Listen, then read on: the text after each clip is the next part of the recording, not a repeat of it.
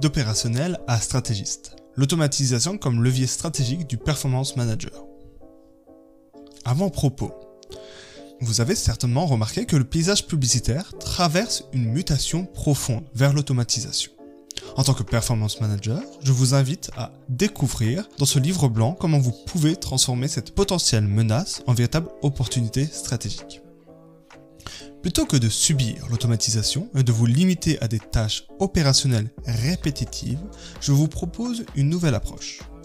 Développer ensemble une méthodologie d'automatisation intelligente qui vous permettra de libérer jusqu'à 49% de votre temps aujourd'hui dédié à l'opérationnel, pour vous repositionner en tant que conseiller stratégique à haute valeur ajoutée.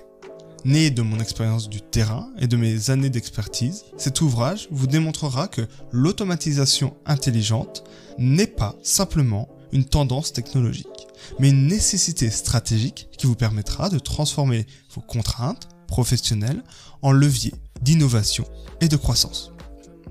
Je vous accompagne dans cette transformation pour que vous puissiez saisir pleinement les opportunités qui s'offrent à vous.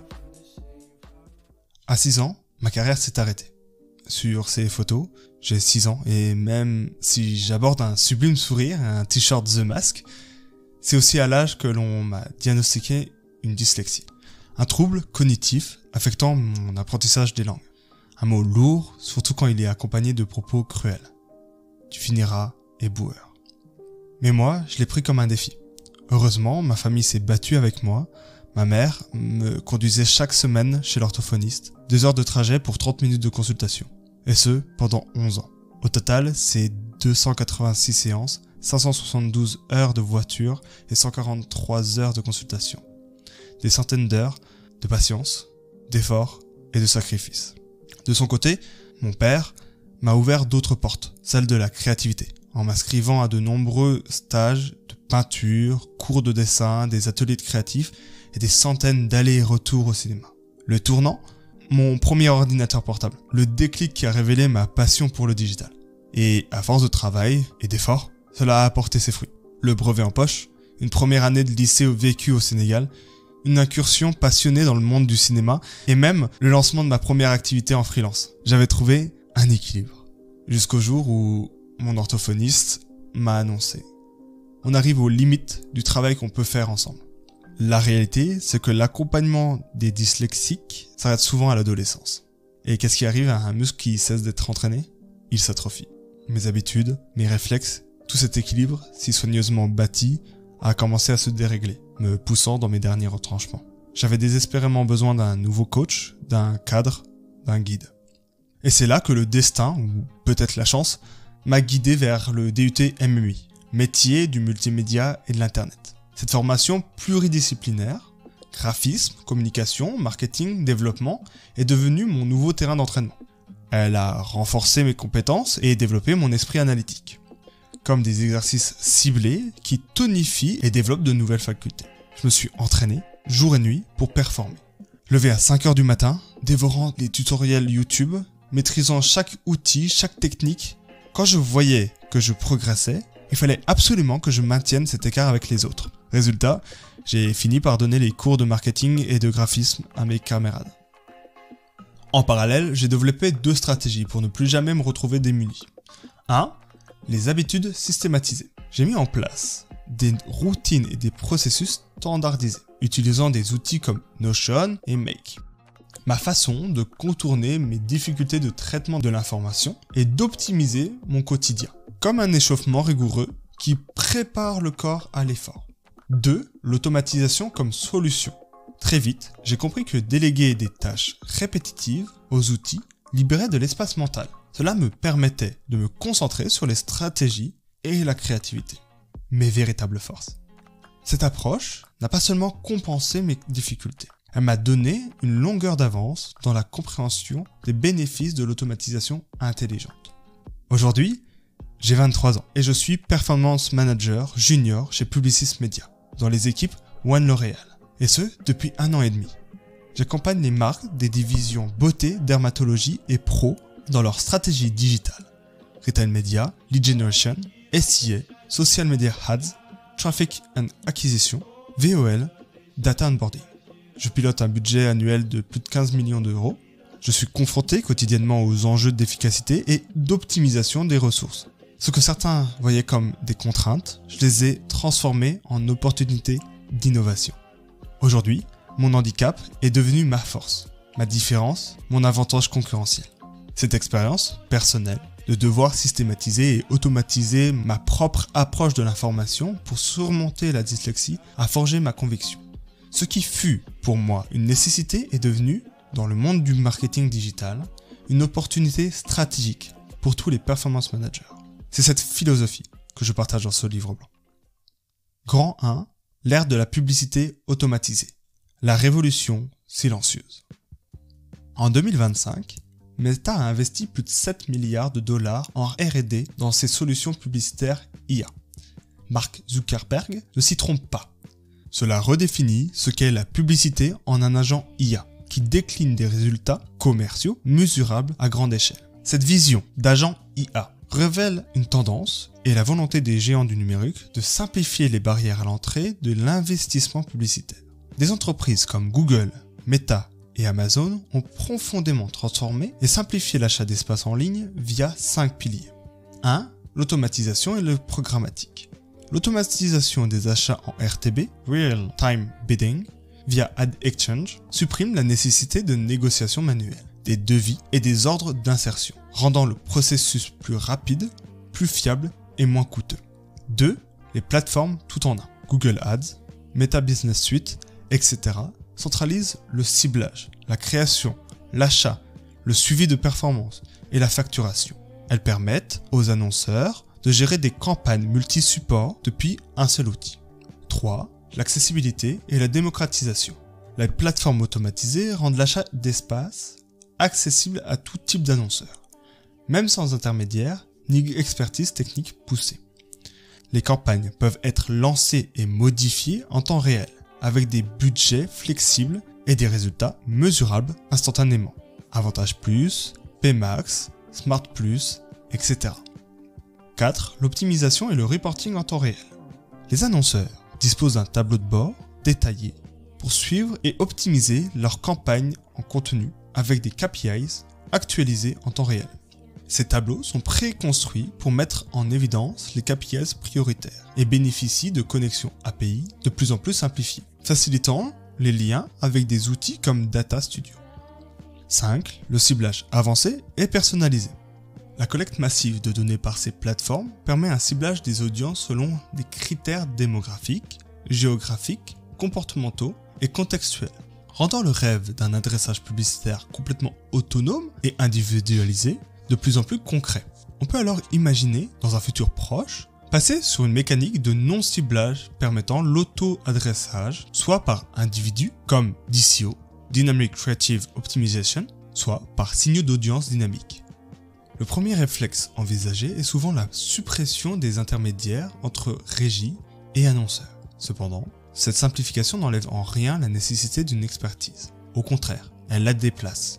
Le média buyer n'est plus simplement un exécutant, il doit désormais adopter une vision stratégique et du consulting. C'est aussi le cas du performance manager, qui se doit de se détacher de l'opérationnel pour embrasser une posture décisionnelle et stratégique. Ce livre blanc explorera pourquoi cette évolution est nécessaire, mais aussi vitale pour la performance des marques. Nous montrerons comment l'intégration intelligente de l'automatisation et de l'IA peut libérer le temps et les ressources nécessaires pour opérer cette transition stratégique. Grand 2. Les limites de la technicité pure. L'héritage technique. Le travail des agences médias a toujours été historiquement ancré dans la technicité des outils des plateformes. Cette technicité, autrefois subdivisée en pôles d'expertise ultra spécialisés, était considérée comme un rempart, rendant son internalisation quasi impossible pour l'annonceur. Le premier bouleversement est arrivé avec des leviers comme Google et Meta, qui ont apporté une philosophie de simplification des outils d'achat, rendant la publicité digitale accessible à tous. La grande différence avec ces nouveaux acteurs réside dans la capacité à opérer à l'échelle nationale, voire mondiale, avec une facilité déconcertante pour les annonceurs. Fort heureusement, l'expertise des agences maintient un écart immense entre amateurs qui bidouillent dans le Business Manager Meta et des leaders comme Publicis ou Havas. La valeur ajoutée réside dans une connaissance si pointue qu'elle transcende la simple manipulation d'outils. Mais attention au piège. Se limiter à la technicité conduit à optimiser uniquement pour la performance instantanée, au détriment de la vision long terme. Pour moi, le rôle du Performance Manager n'est plus la construction de bilan ou d'accompagnement à l'achat d'espace, mais bien d'exercer un rôle décisionnaire et stratégique. Grand 3, quand la performance instantanée limite la croissance. Étude de cas. Cette focalisation sur les performances instantanées, bien que séduisante, révèle ses limites lorsqu'il s'agit d'objectifs de croissance durable et de construction de marque. L'IA et les algorithmes conçus pour l'optimisation immédiate peinent à intégrer des réflexions complexes sur le long terme. Exemple 1, L'Oréal France sur Amazon Shop, le défi du new to brand. Prenons le cas des comptes L'Oréal France sur Amazon Shop.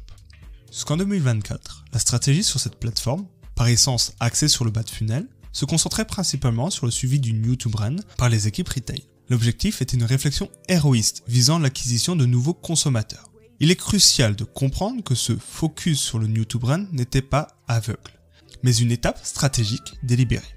Les équipes avaient déjà anticipé le plafond de verre inévitable. Avec la maturité du groupe L'Oréal sur le levier et la multiplicité de ses marques, il était clair que le delta entre consommateurs existants et nouveaux se réduisait drastiquement à terme. Cette saturation prévisible des cibles entraînerait une surpression sur des audiences de moins en moins affinitaires, menant inévitablement à une dégradation du ROAS et ou du chiffre d'affaires si aucune mesure n'était prise. La stratégie de fidélisation, loyalty, était donc réfléchie et préparée en parallèle, non pas comme une alternative de dernière minute, mais comme la phase suivante indispensable. L'idée était de développer les new-to-brand au maximum de leur potentiel pour construire une base de consommateurs la plus large possible.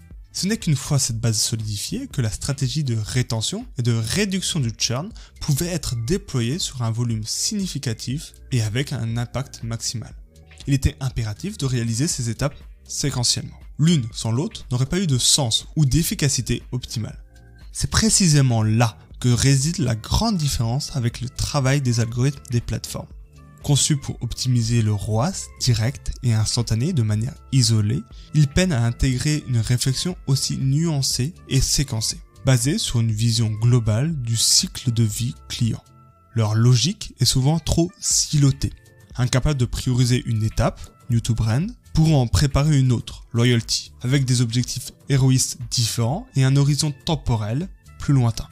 L'approche algorithmique aurait, par nature, eu du mal à comprendre la nécessité de pousser le new to brand jusqu'au point de rendement décroissant, permettant de bâtir la stratégie de fidélisation à venir, dont le caractère héroïste est moins immédiat et bien plus complexe à mesurer. Exemple 2, CeraVe et le piège de la love brand. Cette réflexion sur les limites de la performance instantanée pousse encore plus loin, notamment pour les marques en quête de devenir des love brands. Une love brand ne se construit pas uniquement sur la performance immédiate. Elle requiert une stratégie holistique, une narration cohérente et une connexion émotionnelle durable avec ses consommateurs. Pauline Le Guilchet, lead strategic planner, nous dit « Dans un marché aujourd'hui fragmenté, saturé et en perpétuel mouvement, la préférence de marque est devenue un levier clé pour se faire différencier. La désirabilité d'une marque est un atout émotionnel pour créer un lien avec son consommateur. Travailler la proximité et rentrer dans son intimité. Les consommateurs, de plus en plus experts, recherchent des marques qui contribuent à leur bien-être, au-delà d'une simple proposition commerciale. C'est tout naturellement qu'une love brand doit s'insérer dans des territoires d'expression en lien avec la passion de sa cible. Une love brand est donc une marque qui a la capacité de s'insérer dans le quotidien, de proposer des contenus additionnels pour apporter un vecteur émotionnel et non plus rationnel. Comme le révèle le rapport de Havas Meaningful Brand de 2023, 71% des consommateurs estiment que les marques devraient jouer un rôle accru pour améliorer leur bien-être. Devenir une love brand est ainsi un enjeu stratégique majeur. Cela signifie passer du statut de simple fournisseur à celui de marque complice et inspirante, capable de construire une relation profonde et durable avec son public. C'est également une stratégie de pérennité et de croissance. Pour Pauline, Une love brand repose sur une identité de marque forte et cohérente, qui permet de travailler efficacement sa brand equity. Cela implique une identité claire et assumée, une expérience de marque engagée et engageante, un storytelling singulier, porteur de sens, et surtout la capacité à proposer du contenu additionnel utile et inspirant. Le cas de CeraVe est édifiant et illustre parfaitement la dichotomie entre performance immédiate et construction de marque au long terme. La marque a percé grâce à une visibilité massive et performante sur TikTok, qui lui a conféré un statut de marque très tendance et a généré un volume d'acquisition significatif à court terme. Cependant, elle n'a pas pu se transformer en love brand. Pourquoi ? Car la focalisation excessive sur la performance média immédiate entrave intrinsèquement la construction d'une marque forte et durable. Le temps est un facteur critique. Le pilotage quasi exclusif à la performance et l'optimisation technique exige un investissement temporel colossal des équipes. Une grande partie de l'énergie des performance managers est absorbée par les plateformes automatisées, par la gestion quotidienne des budgets, des enchères, des créatives et l'analyse des KPIs transactionnels. Ce temps passé à l'exécution opérationnelle ne peut pas être dédié à la réflexion stratégique à long terme, indispensable pour construire une love brand. On est constamment le nez dans le guidon plutôt que de lever la tête pour appréhender la vision globale. La vision silotée limite la construction de marques. L'hyperspécialisation actuelle des experts, search, social, retail, VOD, etc. crée des silos. Chaque expert optimise ses leviers pour ses propres KPIs immédiats, ce qui est très efficace pour la performance technique du levier donné. Mais comme l'explique Pauline, le rapport d'Havas révèle que 77% des personnes interrogées estiment que les entreprises doivent agir concrètement pour le bien de la société et de la planète. La communication seule ne suffit plus. Les love brands doivent contribuer au bien commun et faire preuve de générosité. Construire une marque demande une vision all média, intégrée et cohérente, où tous les leviers convergent vers la même direction stratégique de marque, au-delà de la seule conversion immédiate. Cette vision unifiée est très difficile à maintenir lorsque chaque spécialiste est focalisé sur son propre jardin clos d'optimisation technique. Le manque de temps pour la prise de hauteur stratégique. Le cas de CeraVe démontre qu'une stratégie de pure performance, axée sur le court terme, a fini par dégrader son image de marque, entraînant une baisse de business. L'absence de temps pour une réflexion globale, pour l'intégration de contenus additionnels utiles et inspirants, ou pour s'inscrire dans la grande tendance sociétale, des éléments fondamentaux d'une love brand mise en avant par Pauline a manqué. Ces exemples démontrent que cette prise de hauteur est une difficulté majeure pour les algorithmes actuels, car elle exige une vision long terme, multicanal et multifactorielle. Il est donc essentiel de réintégrer la prise de décision stratégique au centre des rôles de conseil, de performance et d'expertise. Et pour cela, faire gagner du temps aux équipes est la première étape. 4. Performance Manager stratégique. Le temps où le Performance Manager était principalement un exécutant technique est révolu. Les évolutions du marché, la complexité croissante des écosystèmes digitaux et l'intégration massive de l'IA par les plateformes nous poussent vers une grande transformation. L'objectif est clair, réduire radicalement les tâches opérationnelles pour développer massivement les capacités stratégiques. Pour y parvenir, le Performance Manager doit désormais opérer en pivot fondamental, se positionnant comme un acteur décisionnaire et un architecte de la valeur. Corentin Ledoux, Digital Lead, nous dit « Les expertises se rapportent de plus en plus vers de la stratégie, de l'analyse, un œil vers la créa et de moins en moins vers le pilotage manuel granulaire. » Corentin souligne que le rôle du Performance Manager n'a pas tant évolué dans sa philosophie, mais que la complexité des campagnes full funnel exige dorénavant une vision et une prise de hauteur accrue. Le rôle du Performance Manager se redéfinit autour de 4 missions stratégiques essentielles, qui vont bien au-delà de la simple exécution. 1. Analyste de marché. Anticiper et identifier les opportunités. Le Performance Manager n'est plus simplement celui qui analyse les performances d'une campagne passée. Il doit désormais être un véritable capteur des tendances émergentes, capable d'identifier les opportunités dans les comportements consommateurs et d'anticiper les évolutions du marché. Corentin Ledoux insiste. Le suivi des KPIs et de la qualité des reportings est toujours d'actualité, mais désormais, il doit devenir avec l'accélération des mutations technologiques, un professionnel de l'innovation s'intéressant aux problématiques business. Il ne s'agit plus de réagir, mais de prévoir. 2. Traducteur business, de l'objectif client à la stratégie média actionnable. La capacité à comprendre les objectifs business globaux du client et les transformer en stratégie média concrète est devenue primordiale. Il ne suffit plus de savoir comment activer des leviers, mais de comprendre pourquoi et dans quel but business ils sont activés.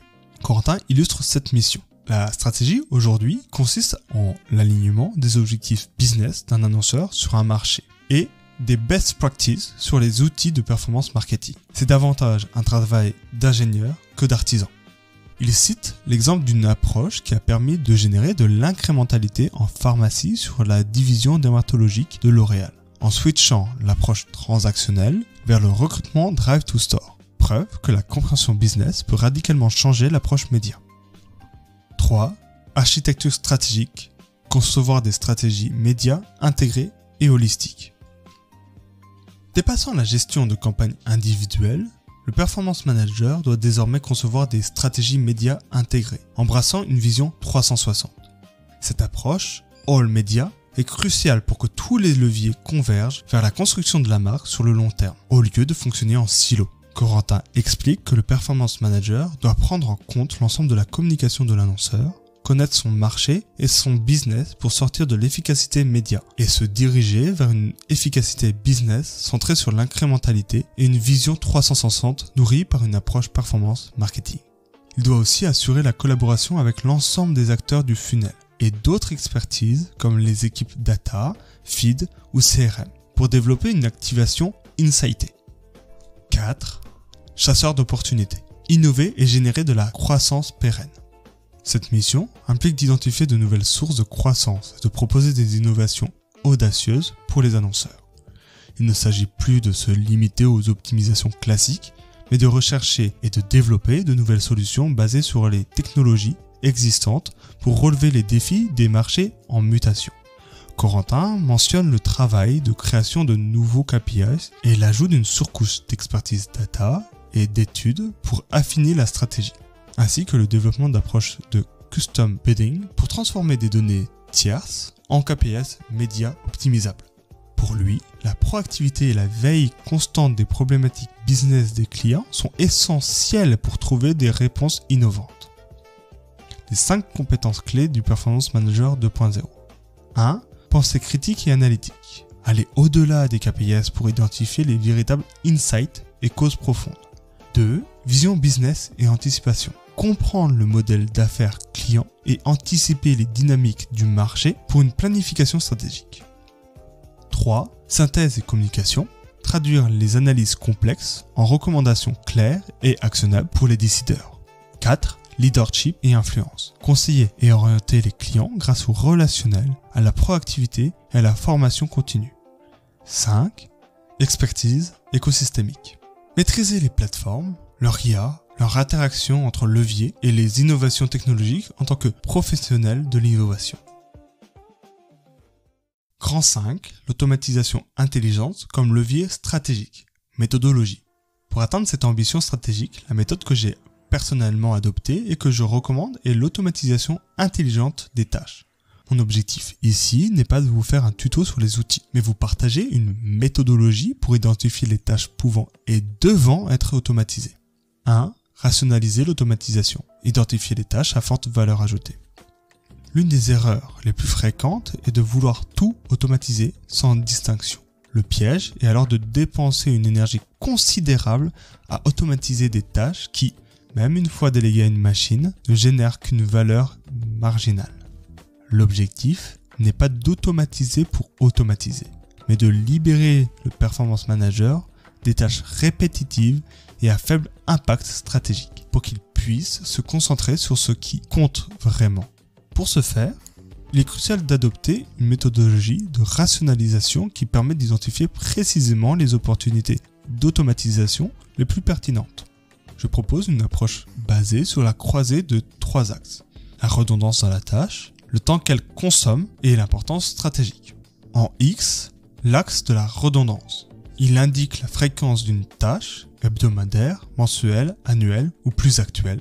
Plus une tâche est récurrente, plus son potentiel d'automatisation est élevé pour accumuler des gains de temps. En axe Y, à droite, l'axe du temps. Il représente le temps passé sur une tâche avec des seuils indicatifs. Par exemple, inférieur à 1 heure ou supérieur à 5 heures. C'est un indicateur direct du coût de l'opérationnel. Axe Y à gauche, l'axe de l'importance. Crucial, cet axe évalue la valeur stratégique ou la complexité intellectuelle requise par la tâche. Est-ce une tâche purement exécutive ou nécessite-t-elle une analyse, une prise de décision ou une créativité unique? Les tâches fréquemment répétées, hebdomadaires, mensuelles, même si elles prennent moins d'1 heure, sont parfaitement candidates. Leur redondance accumule un temps précieux sur l'année. Ce sont souvent des tâches de collecte de données, de reporting basique ou de suivi d'indicateurs standards. La réflexion, c'est une habitude, est un excellent signal. Si une tâche est devenue une routine machinale, elle est probablement automatisable. Les tâches récurrentes sur des cycles plus longs, annuels, mais qui demandent un temps conséquent, plus de 5 heures, représentent également un potentiel d'automatisation très important. Bien que moins fréquentes, leur impact sur le temps de travail est significatif. Il peut s'agir de compilation de bilans annuels, de revues de performance à grande échelle ou de préparation de budgets complexes. Le cœur de cette méthodologie est de chercher les tâches qui sont fortement redondantes et ou chronophages, tout en ayant une importance stratégique faible, c'est-à-dire celles qui ne nécessitent pas la réflexion profonde, la créativité ou l'intuition du performance manager. Exemple, dans mon quotidien, j'ai chaque semaine des points de performance de chacun de mes leviers, SIA, social, etc. Au total, le compte-rendu de ces réunions me prennent 5 heures par semaine. Il est donc pertinent de les automatiser. En revanche, mes bilans annuels sur la data onboarding me prennent plus de 5 heures et nécessitent une longue réflexion. Ce n'est donc pas pertinent de l'automatiser. En se concentrant sur cette zone de notre matrice, le Performance Manager peut non seulement réduire significativement sa charge opérationnelle, mais surtout réorienter son énergie et son temps vers les activités à forte valeur ajoutée stratégique. L'analyse approfondie des marchés, la conception de stratégies médias innovantes, l'identification d'opportunités de croissance et le conseil auprès de ses clients. L'automatisation devient alors le catalyseur qui rend possible ce pivot stratégique. 2. Schématiser son automatisation. Les 3 fondamentaux. Avant de plonger dans l'outil d'automatisation, il est essentiel de comprendre comment le structurer, que ce soit pour des tâches simples ou des processus complexes. Toute automatisation repose sur 3 fondamentaux. Le déclencheur, la tâche ou l'action et les modules. Visualiser ces éléments dans un schéma permet de clarifier le flux de travail et d'identifier les points d'intégration. Comment construire un schéma d'automatisation? 1. Définir les déclencheurs. Le point de départ, c'est l'événement qui met en marche votre automatisation. Sans déclencheur, rien ne se passe. Il est crucial d'identifier avec précision. 2. Identifier les tâches, ce qui doit être fait. Une fois le déclencheur activé, quelles sont les étapes successives que l'automatisation doit accomplir? Ces tâches peuvent être des actions simples ou des séquences d'opérations. 3. Sélectionner les modules. Les modules sont des connecteurs aux différentes applications logicielles, SaaS, API, etc., que votre automatisation utilisera pour exécuter les tâches. Des plateformes comme Make, Zapier, etc. fournissent ces modules prêts à l'emploi. Pourquoi ce schéma est-il essentiel pour le Performance Manager? En adoptant cette approche schématique, le Performance Manager peut visualiser clairement chaque étape de l'automatisation, même pour des processus complexes, détecter les goulets d'étranglement ou les points d'échec potentiels, faciliter les collaborations avec les équipes techniques ou les outils d'automatisation, prioriser les tâches à automatiser en fonction de leur redondance et de leur consommation de temps, comme identifié dans la matrice précédente, préparer le terrain pour l'intégration de l'IA. En ayant un processus clair, il est plus facile de déterminer à quelle étape l'IA peut intervenir pour l'analyse, la génération ou l'optimisation des données. Une fois ce squelette d'automatisation en place, la prochaine étape consiste à injecter l'intelligence pour utiliser l'IA comme module intelligent et adaptatif. C'est là que l'optimisation de prompt et l'exploitation des capacités de l'IA avancée prennent tout son sens, transformant une simple automatisation en un véritable levier stratégique.